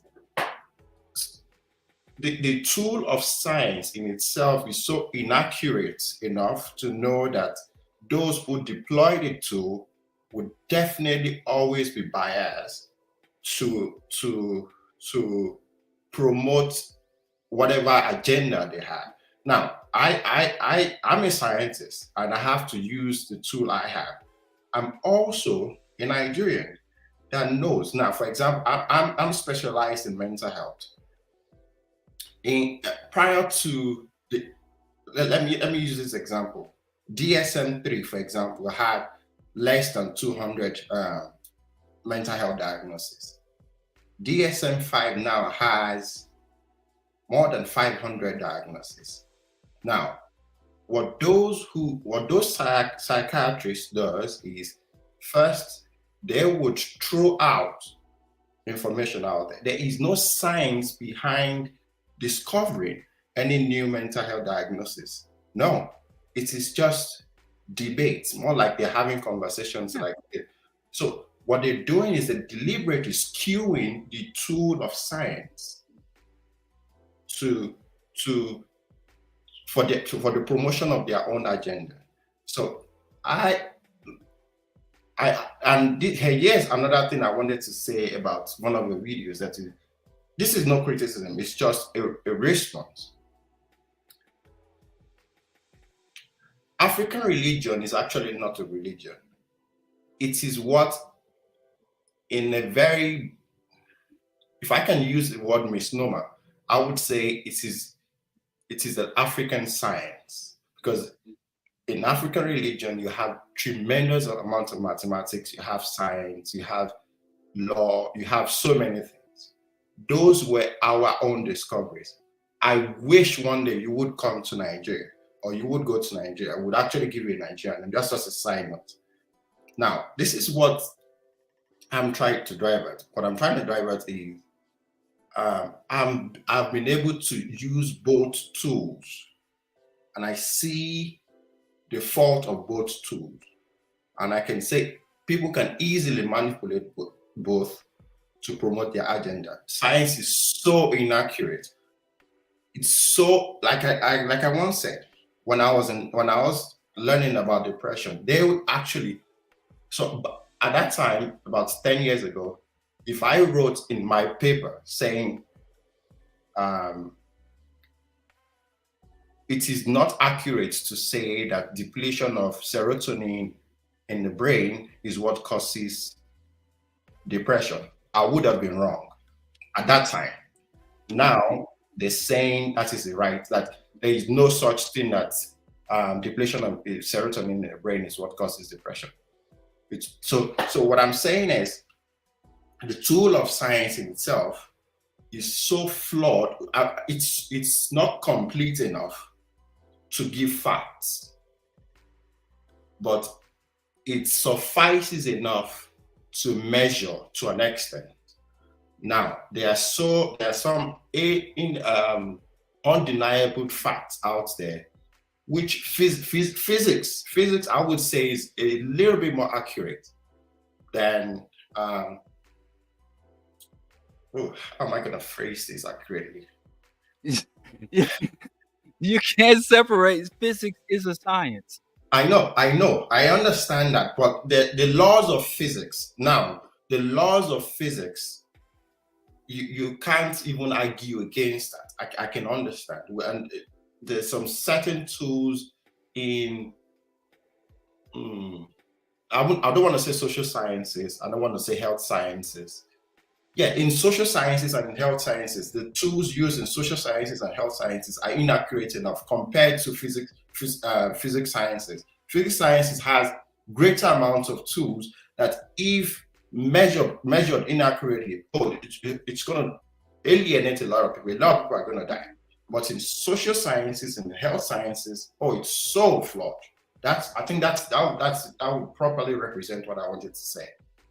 But I would disagree. I think that the so-called soft sciences are extremely important, and they are complementary to the so-called hard sciences such as physics and mathematics. Because, when you have science, absence of philosophy, absence of ethics, absence of art, you have literally some of the greatest atrocities known to man come as a merger, as an advancement of science without appropriate ethics, philosophy, and art. So I that's why it was really disturbing to me that short stint of time where Black people were advocating for STEAM. I mean, for STEM. Some of the most important classics that I took when I was in a medical field, a technological field, were the ethics classes. Were the ethics classes, and then many of the students felt burdened. I even took pre-med. I was thinking of going to med school, and we had to take botany before as part of our. We had to take chemistry, anatomy, pathology, but we also had to take botany and begin to comprehend the natural world. And we had to take medical ethics. And many of the students were like, they were there. These are young people who their whole life were in chemistry, math, calculus, and all the hard sciences. And they were really resentful of having to take these philosophical and struggle with these philosophical and ethical questions. And I would sit in class like, I hope many of these people fail out. And many of the ethics and botany classes, or the soft sciences, or the philosophical and arts classes would weed out many of these people who I think would go on to become Joseph Mengele. Or there's a really good book by Lippmann called The Nazi Doctors. I think absence of proper philosophy and ethics is what leads to the creation of nuclear bombs or Gatling guns and shit like that. So I really do believe that we need all of those things to be fully human and to be fully functional. And I agree, totally agree. Like I said, I work in the field of science. I work in health science. And But I'm I actually, hate to cut you off, Oak, but we have another guest in the waiting room. I really appreciate this. I mean, I really appreciate your absolutely, insights. absolutely. Big ups to you. And I'm gonna start looking into doctoral programs here in Chicago. Please, please, please look out for that. Please, yes, thank you very much. All right, thank you, brother. Please stay engaged, like, share, subscribe, help us with the algorithm, because what you said about that Absolutely, algorithm being right-leaning and reactionary is also true. You just touched on so much. I hope you call in and chime in the future, bro. absolutely, absolutely. Thank you, bye. All right, looking forward. Okay, Jonas, thank you for being patient. Can you hear me? Can you hear me? Yes. Okay? Yes. Jonas. It's pronounced Jonas. I apologize. Jonas. Yes. Real quick, I got one question, sort of political question, and one criticism. First, I'll just go with the criticism. Personally, I really hate how you refer to them as the elites. I feel like hoarders and wealth hoarders is more accurate. I like the language elite implies some sort of inherent superiority. I don't know. I mean, that's the one criticism I have of all the things I've listened to. That's just one thing. But my question is, in this, I'm not sure, I haven't really listened to the whole episode, but I've been paying attention recently in your commentaries on Palestine and Israel. I haven't really heard you talk about the history about Hamas being propped up by Israel, by Netanyahu in particular. And recently I read a quote that I thought was very accurate, and I just kind of wanted you to speak to it, because the language of Hamas is this legitimate revolutionary army or opposing force, as opposed to this straw man argument to conduct a complete genocide of Palestine. I don't know. I think I feel like I haven't really heard you speak about Israel's involvement in Hamas and their creation. Okay, well, let me tell you this. You haven't. Only thing I said about Hamas is a scapegoat. Oh, the Israeli government is not attacking Hamas. I have said, and I'll repeat, whenever the West is attacking a population, they try to reduce that population down to one person or one organization. So when they went into Panama, they claimed they were attacking and fighting Noriega, when they were attacking the people of Panama. When they went into Vietnam and were wholesale killing the civilians of Vietnam, they talked about they were fighting against Ho Chi Minh or fighting against the Viet Cong, when that is not the case. They said they went to Afghanistan to attack the Taliban. They went to Iraq to fight Saddam Hussein, and then to fight the insurgents. That is a dehumanization tactic. When they come into my community here on the south side of Chicago with these police force, with these armed repression, they claim they're coming after the gangs or even the criminals, when they are attacking the entire community, when the so-called gangs make up between 1% to 5% of a community, when they are imposing collective punishment. So it is a tactic of the imperialist to reduce a targeted population down to one person or to one organization.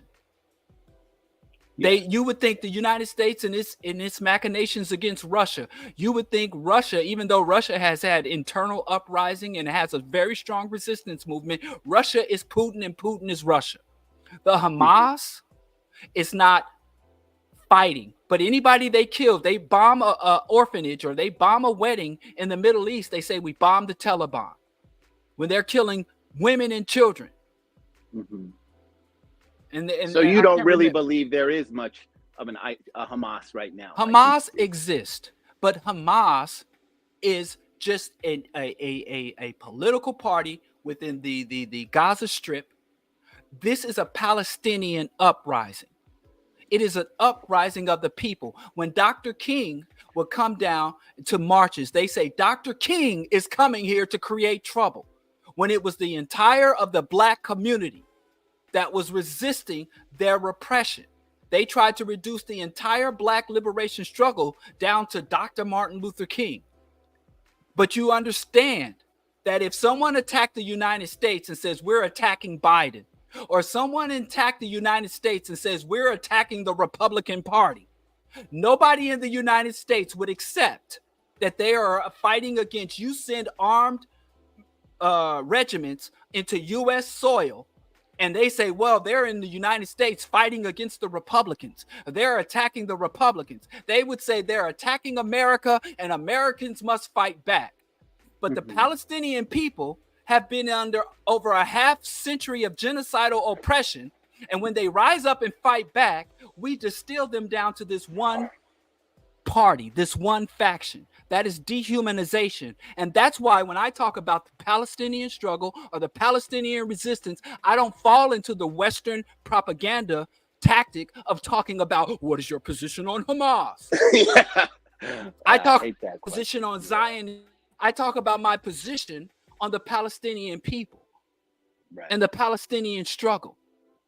So do you think October 7th was almost staged? I mean, do you genuinely believe that Hamas or the Palestinian people committed an act of terror? Do you think the Warsaw ghetto uprising was staged? I'm not familiar with it. You should look it up.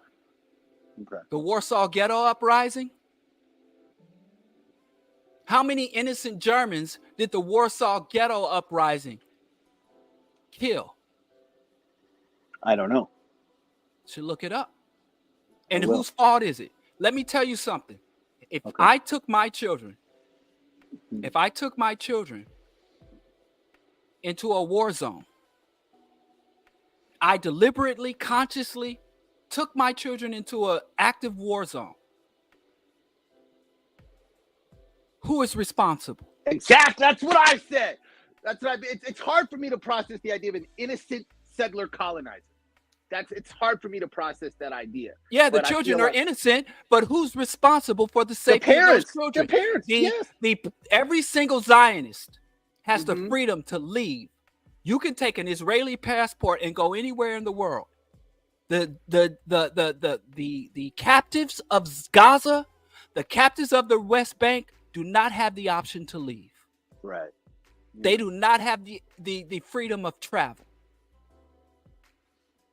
This false equivalency, this is a false equivalency. So I don't get into the Hamas question because it is not an issue of Hamas. That is us falling for the technique. The United States was actively mass murdering people in Vietnam. And everybody, what do you think about the Viet Cong? What do you think about the communists in Vietnam? You know, you think when the U.S. military goes overseas to engage in mass murder, they don't tap you on the shoulder before they bomb you and say, hey, are you an insurgent?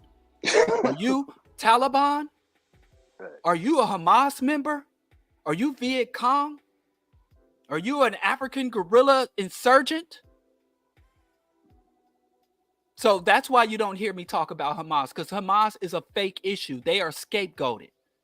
I agree 100%. I was wondering your stance on that, though. I guess I had missed that. And I normally say with the thing with the issue of elites, I normally say the parasitic elites.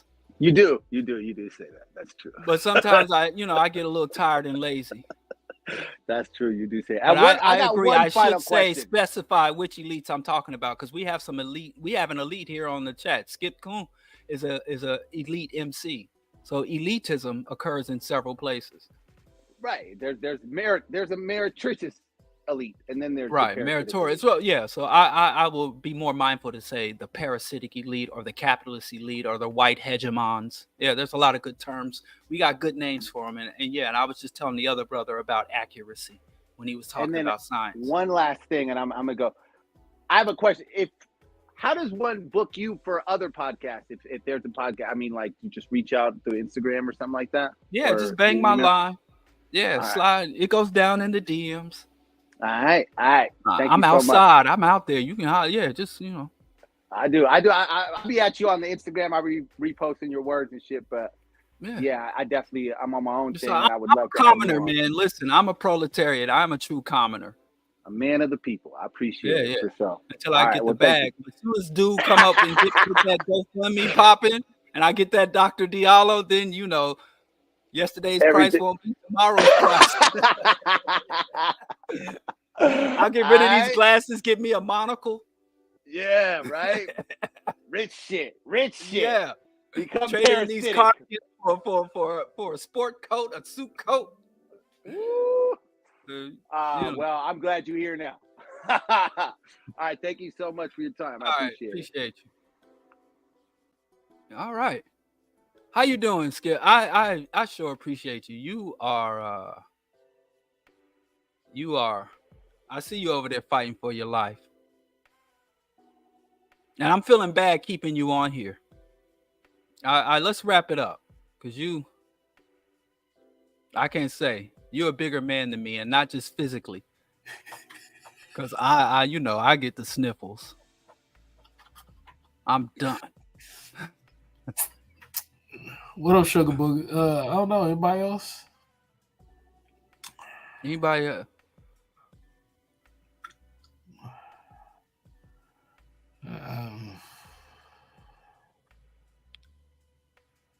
Skip is suffering. I was kind of think of an atheist equivalent of prayer. Tell somebody so I can tell somebody I'm going to do something for them when I'm not in a position to really do shit for them. I was thinking like I will contemplate or reflect upon your condition. But that don't sound as good as I for you. No, you ain't got to do that. You can just be like, I hope things go better for you. That's it. Yeah, hope. Yeah, hope is the atheist equivalent of prayers. I hope you do better. Hope and reflection as opposed to thought and prayers. But see, this is the real thing right here. Who Shimada? I don't know what I'm saying. If I'm saying it wrong, I'm sorry. You know what I'm saying? But that person, I don't know if it was a man or a woman, but that person was like, yo, you need to get you some fire cider. You know what I'm saying? Oh, I remember that. Yeah. That sounds like alcohol. They just saying go get some Ripple. Take it to the head and go pass out. Hey, look, bro. You think it's something herbal or natural. They talking about go get some Four Loko. Hey, man. Take it to the head. Rattlesnake's vegan. No, they ain't. What's rattlesnake? The animal? Yeah, it's vegan. It's not. It's an animal. It's from the earth. That's not what vegan means. It doesn't mean from the earth. It don't? I thought it vegan means stuff you was do from the not earth. deliberately contribute to the suffering of any other living being with a central nervous system with consciousness. Well, first off, all animals are I only eat vegan animals. You really don't know what you're eating, really, but I don't understand what that means. It's still a horrendous thing. It's very horrendous. Yeah, hot toddy. But like that's it, man. Like look, man, don't be a terrible person. That's really my thing. You know what I'm saying? Like, well, if you eat meat in an industrial food system. I had chicken pot pie before we got in here. It was delicious.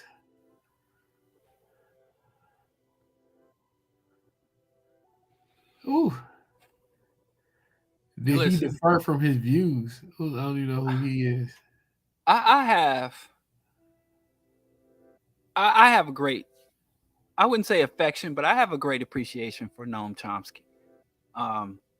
I've been reading Noam Chomsky probably since 1989, 1988, and his insights.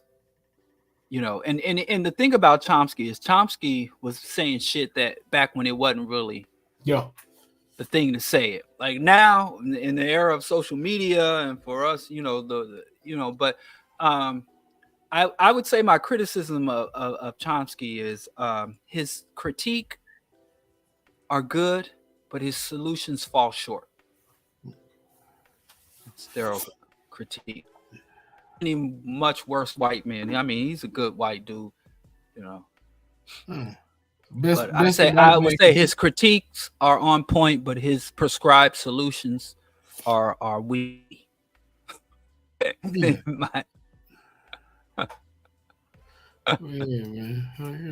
But yeah, you should get off the swine.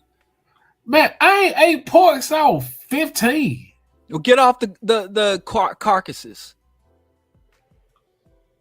Like, what are you talking I tell you, about? get off the swine and get refined. You act like you're blind and you lost your damn mind. You get off the animal carcasses. Stop with the animal secretions. You're still gonna get sick. That's the thing. I think vegans be overselling veganism. Man, that's how we fall short. If you do that, brother, you will levitate. Your defecations will smell of flowers. If we stop overselling what veganism will do, I think we would be more accomplished more. Let's go to get to it. Yeah, that's true. Yeah, I would eat a dog or a cat. What? Okay, that's weird. Here we go. Yeah, I think it's weird. I see people sharing online, like people from other cultures eating rats, eating dogs. And people are like, ooh, gross. Look at these people eating these weird foods. But I don't see how eating a bovine or eating horses. I don't see the difference, because me as a vegan, if I see someone eating an exotic fruit that I've never seen before, it doesn't gross me out. Even if it's a vegetable or a fruit that I don't normally eat. But when y'all see people eating meat that you don't normally eat, meat eaters get mad grossed out. Why is that? Man, I can't speak for them. Would I eat a rat? Not in America. But if I go somewhere else and they like, yo, like, I'm showing you around and I want you to eat this. I want you to eat this rat. And this is how we say, welcome to a visitor. Mm-hmm. Probably gonna eat some rat. Yeah.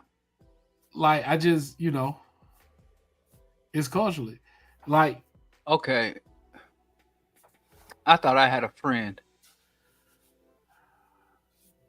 yeah. I don't know what Sugar Booger is just, I don't know. Somebody hacked her account. Let's pretend. Y'all just said, listen, I don't want y'all gross confessionals. Grim. I think he's in the land down under, so ain't no telling what's on his plate any given underwater night. roach. I'm assuming is a shrimp. I'm assuming there's a shrimp. Yeah, crustaceans. Yeah. I've had possum. I've had raccoon. I've had venison. Yeah.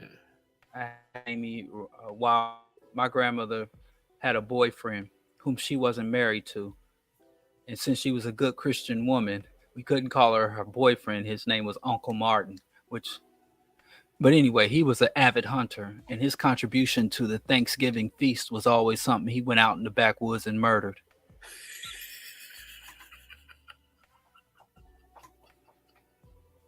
Yeah. I mean, I would say this. If you show up to Thanksgiving dinner with a possum, you a wild boy. Yeah, I've had possum. You a wild boy. Now now rabbit and squirrel I have eaten. I've had rabbit. I've had squirrel. Possum. I had crawdads. I'm not a fan. Yeah, I had to get off all that. The bison is pretty good. Never had it. Yeah, it's pretty good. It's gamey but sweet. See, I came up in Kansas, and I would see bison out and driving through that flat, going between Missouri and Colorado. But never had that. Never had whale meat. Y'all just some massacre, man. Y'all ain't got no respect. No, whale, like they just making stuff up now. I don't put it past them, man. Y'all are just terrible. It's terrible. I don't see how you do it. Hey, Diallo's #1 fan, you need to click this link, bro. Like, you are really out here trolling. I wonder who that is. Do you know who that is? No, I have no idea. He looks just like me. Handsome fellow. If I'm going by his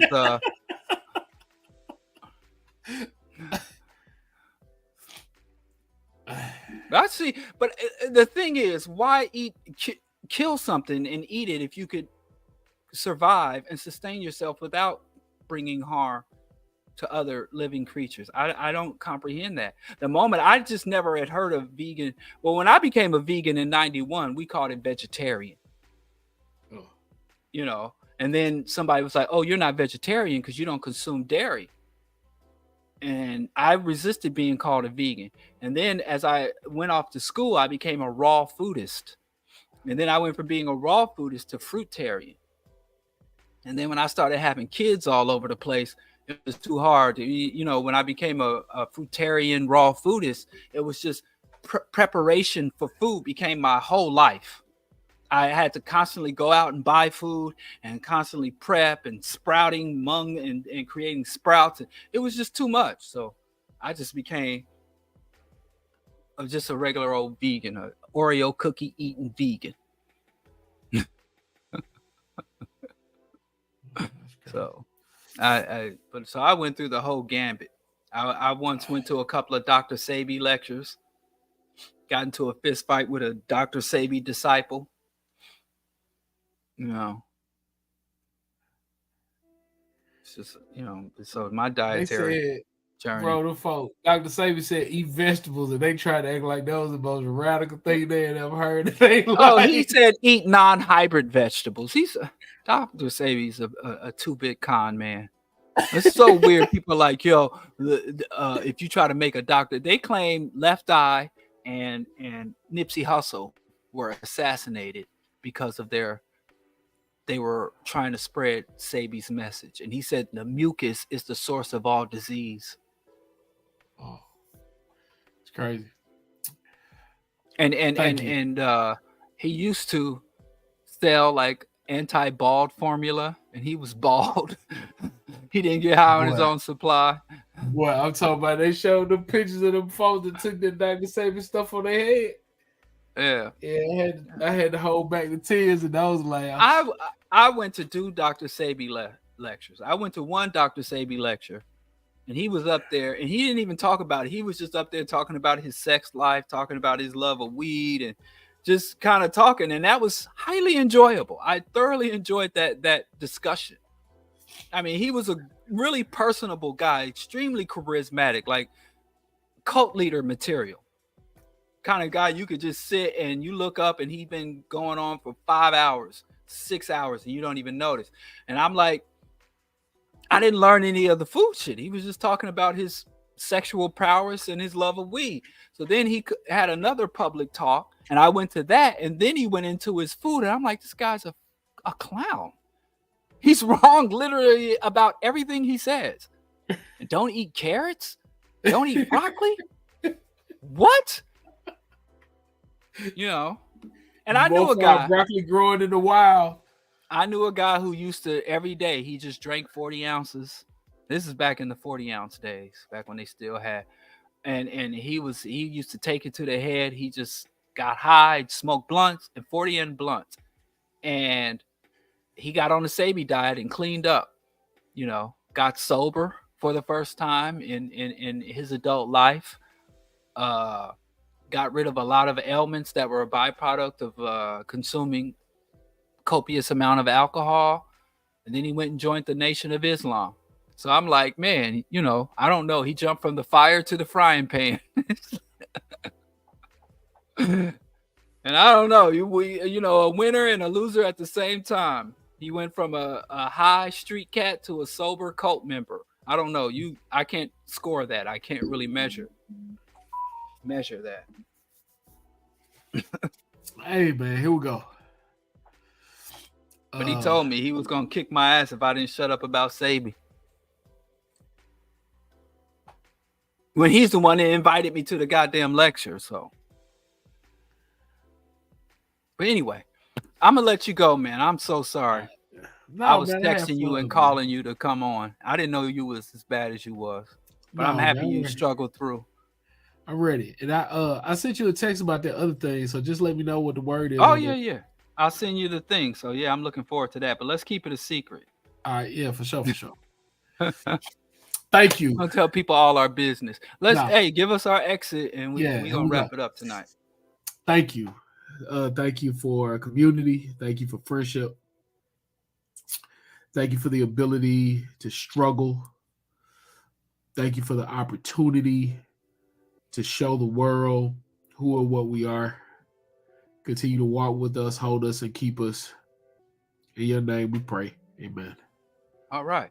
So until I'll be chatting with you soon. Shout out to all our listeners. Until next time, y'all be safe, be productive. All right, right on. All right. Peace.